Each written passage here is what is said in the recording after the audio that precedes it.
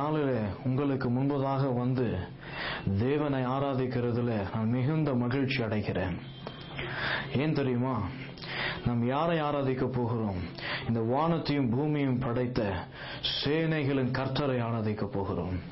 ஒரு மனிதனை ஆராதிக்க நான் வரவில்லை, இந்த தேவனை ஆராதிக்க வந்திருக்கிறேன். நான் மாத்திரம் ஆராதிக்க வரவில்லை, என்னோடு கூட சேர்ந்து நீங்களும் ஆராதிக்க உங்களை நான் அழைக்கிறேன். ஏனென்றால் நாம் ஆராதிக்கும் பொழுது தேவனுடைய மகிமையை நம்முடைய வாழ்க்கையில காண்போம். நாம் நம்முடைய கவலைகளை மறந்து, நம்முடைய சூழ்நிலைகளை மறந்து நாம் தேவனை ஆராதிக்கும் பொழுது, இந்த தேவன் பெரியவர் என்பதை நாம் ஆராதிக்கும் பொழுது நம்முடைய பெரிய பிரச்சனைகளும் கஷ்டங்களும் ஒன்றுமே இல்லாமல் போய்விடும். ஏனென்றால் தேவன் பெரியவர், இயேசு பெரியவர், இந்த வானத்தையும் பூமியும் படைத்த இயேசு கிறிஸ்து பெரியவர். உங்களையும் அவர் நேசிக்கிறார். இந்த நாளிலே கூட நான் பாட போகிற பாடல், இஸ்ரவேலே கர்த்தரை நம்பு. நம்முடைய வாழ்க்கையில மனிதனை நம்புவதில் அது பிரயோஜனம் அல்ல, அது உங்களுக்கே தெரியும். இந்த நாளில் நாம் இயேசுவை நம்ப வேண்டும். இந்த நாளில் உங்களை தேடி வந்திருக்கிற இயேசுவை நம்ப வேண்டும். ஹல்லேலூயா. அவர் உங்களை தேடி வந்திருக்கிற உங்கள் இரட்சகராய் இருக்கிறார். ஹல்லேலூயா. இப்பொழுது கூட இஸ்ரவேலே கர்த்தரை நம்பு என்ற பாடலை நாம் பாடி இந்த தேவனை மகிமைப்படுத்த போகிறோம். என்னோடு கூட சேர்ந்து நீங்களும் பாட போகிறீர்கள். ஏதோ நான் பாடி நீங்க உட்கார்ந்து கேட்டுக்கொண்டிருக்க வேண்டாம். நீங்களும் என்னோடு கூட சேர்ந்து இந்த பாடலை பாடுங்கள். ஏனென்றால் நாம் இருவரும் சேர்ந்து தேவனை மகிமைப்படுத்துகிறோம். உங்கள் குடும்பத்தில் ஒரு அற்புதத்தை இயேசு இன்றைக்கு செய்வார். ஹல்லேலூயா. இஸ்ரவேலே கர்த்தரை நம்பு, கர்த்தரை நம்பு, கர்த்தரை நம்பு. இஸ்ரவேலே அவரும் துணையும் கேடகமானவர், அவரும் துணையும் கேடகமானவர். இஸ்ரவேலே கர்த்தரை நம்பு, கர்த்தரை நம்பு, கர்த்தரை நம்பு. இஸ்ரவேலே அவரும் துணையும் கேடகமானவர், அவரும் துணையும் கேடகமானவர். புழுதியிலிருந்து தூக்கி விடுவார், குப்பையிலிருந்து உயர்த்திடுவார். புழுதியிலிருந்து தூக்கி விடுவார், குப்பையிலிருந்து உயர்த்திடுவார். பிரபுக்களோடும் ராஜாக்களோடும் உட்கார செய்பவர் உனக்கு உண்டே. பிரபுக்களோடும் ராஜாக்களோடும் உட்கார செய்பவர் உனக்கு உண்டு. இஸ்ரவேலே கர்த்தரை நம்பு, கர்த்தரை நம்பு, கர்த்தரை நம்பு. இஸ்ரவேலே அவரும் துணையும் கேடகமானவர், அவரும் துணையும் கேடகமானவர். இயேசு சொல்லுகிறார், அவர் உன்னை விட்டு விலகுவதில்லை, அவர் உன்னை என்றும் கைவிடுவதில்லை. அவர் உன்னை விட்டு விலகுவதில்லை, அவர் உன்னை என்றும் கைவிடுவதில்லை. உள்ளங்கையில் வரைந்தவர் அவர் உன்னை என்றும் மறப்பதில்லை.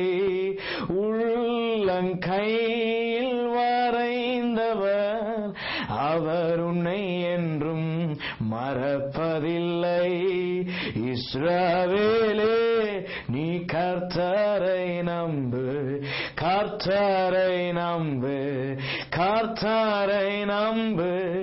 இஸ்ரவேலே அவரும் துணையும் கேடகமானவர்,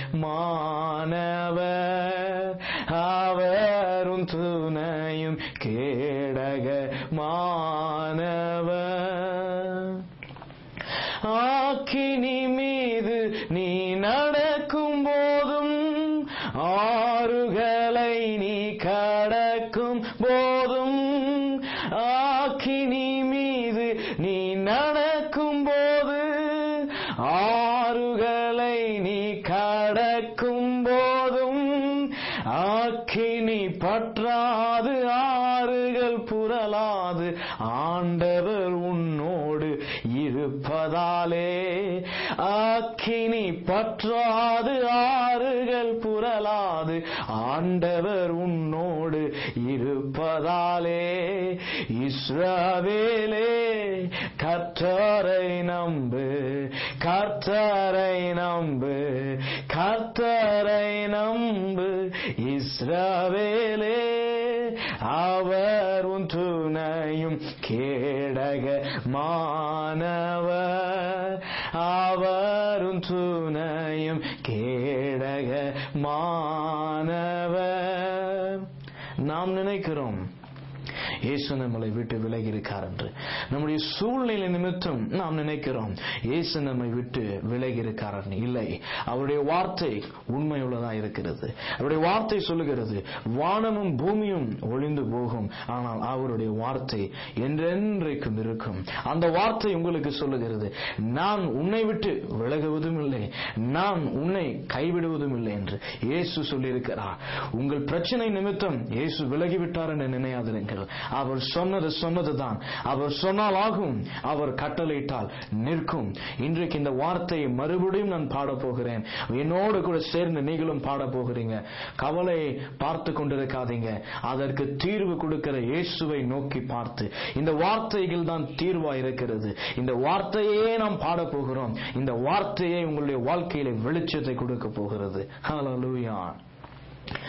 அவர் உன்னை விட்டு விலகுவதில்லை, அவர் உன்னை என்றும் கைவிடுவதில்லை. அவர் உன்னை விட்டு விலகுவதில்லை, அவர் உன்னை என்றும் கைவிடுவதில்லை. கையில் வரைந்தவர் அவர் உன்னை என்றும் மறப்பதில்லை. உள்ளங்கையில் வரைந்தவர் அவர் உன்னை என்றும் மறப்பதில்லை. இஸ்ரவேலே கர்த்தரை நம்பு, கர்த்தரை நம்பு, இயேசுவை நம்பு. இஸ்ரவேலே அவரும் துணையும் கேடகமானவர், அவரும் துணையும் கேடகமானவர். இயேசு கிறிஸ்து உங்களை ஆசீர்வதிப்பாராக. அவருடைய கிருபை என்றைக்கும் உங்களுக்கு இருக்கிறது. அவருடைய கிருபை எப்பொழுதும் உங்களுக்கு போதும். நித்திய நிச்சயமா இந்த கிருபை உங்களோடு கூட இருக்கும். ஏனென்றால் இயேசுவே அந்த கிருபையா இருக்கிறார். அவர் உங்களோடு கூட இருப்பார். ஹல்லேலூயா.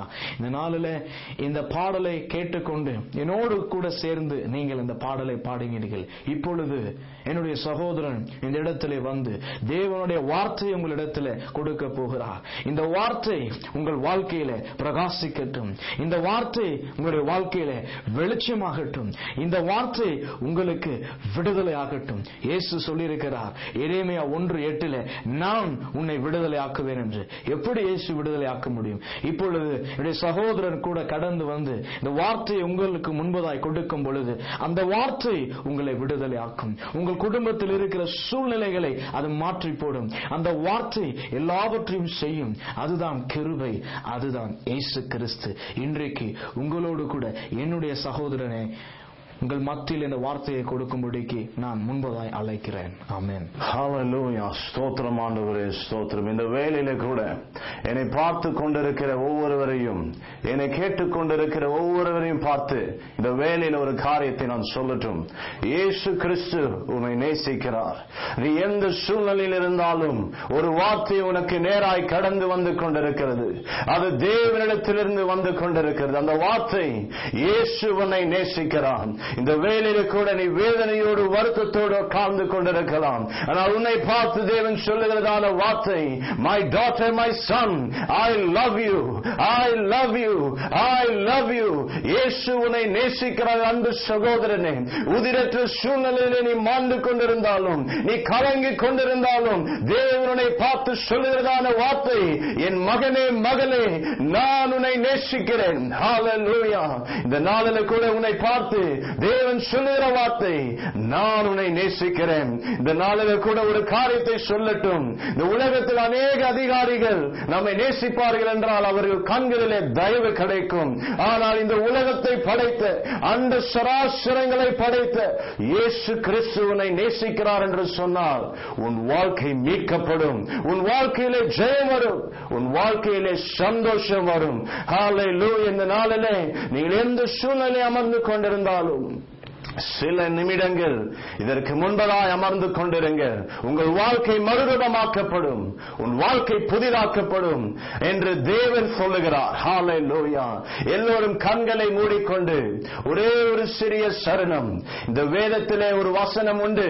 இந்த வசனம் இப்படியாய் சொல்லுகிறது, என் பலத்தினால் அல்ல, பராக்கிரமத்தினாலும் அல்ல, ஆனால் உமாவினாலே எல்லாம் ஆகும். இந்த நாளில அண்ணே, நான் இந்த காரியத்தை எப்படி சந்திக்க போறேன், தம்பி நான் இந்த காரியத்தை எப்படி சந்திக்க போறேன் என்று தெரியாமல் குழப்பத்திலே நீங்கள் அமர்ந்து கொண்டிருக்கலாம். சொல்லுகிறேன், உங்கள் பலத்தினால் அல்ல, உங்கள் பராக்கிரமத்தினாலும் அல்ல, ஆனால் அவர் ஆவியினாலே எல்லாம் ஆகும். இந்த வேளையில கூட உங்களிடம் கூட நான் பகிர்ந்து இருக்கிற ஒரு வார்த்தை என்னவெனில், இந்த வார்த்தை ஆதியாகமத்தின் புஸ்தகம் 1 அதிகாரம் 1 வசனம். ஆதியிலே தேவன். ஹல்லேலூயா. இந்த 1 வசனம் என்ன சொல்லுகிறது என்றால், ஆதியிலே தேவன் வானத்தையும் பூமியையும் உண்டாக்கினார். ஹல்லேலூயா. முதலாவது, நாம் எதை துவங்கினாலும் அதிலே ஒரு காரியம் உண்டு. உதாரணத்திற்கு ஒரு வியாபாரத்தை நாம் துவங்குவோம் என்றால் அதற்கு நாம் தேவைப்படுகிறதான ஒரு காரியம் பணம். ஒரு திருமணத்தை நாம் துவங்க வேண்டும் என்றால், அதற்கு ஒரு திருமணத்தை நடத்த வேண்டும் என்றால் அதற்கு தேவையானது ஒரு கல்யாண சத்திரம்.